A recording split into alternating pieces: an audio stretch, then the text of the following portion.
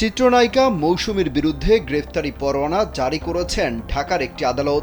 জানা গেছে, IPDC finance লিমিটেডের 1,06,211 টাকার চেক ডিজ অনারের অভিযোগে গত বছরের ৩ ডিসেম্বর ঢাকার একটি আদালতে অভিনেত্রীর বিরুদ্ধে মামলা করা হয়। মামলা করেন আইপিডিসির দায়িত্বপ্রাপ্ত কর্মকর্তা এম মুশফিকুর রশিদ। এরপর আদালত মামলাটি আমলে নিয়ে মৌসুমীকে হাজির হওয়ার জন্য সমন জারি করেন। আদালতে হাজির হওয়ার জন্য তার গুলশান ১-এর বাসায় এই সমন পাঠানো হয়। সেখান থেকে সমন ফেরত গেলে ২৮ এপ্রিল তার বসুন্ধরা আবাসিকের বাসায় ফের সমন পাঠানো হয়। এদিন সমন জারি হওয়ায় তিনি আদালতে উপস্থিত না হওয়ায় ২৪ জুলাই তার বিরুদ্ধে গ্রেফতারি পরোয়ানা জারি করেন আদালত। ২৫০টিরও বেশি ডিজাইন অপশন নিয়ে ওয়ালটন স্মার্ট ফ্রিজ, বোঝে আপনার প্রয়োজন।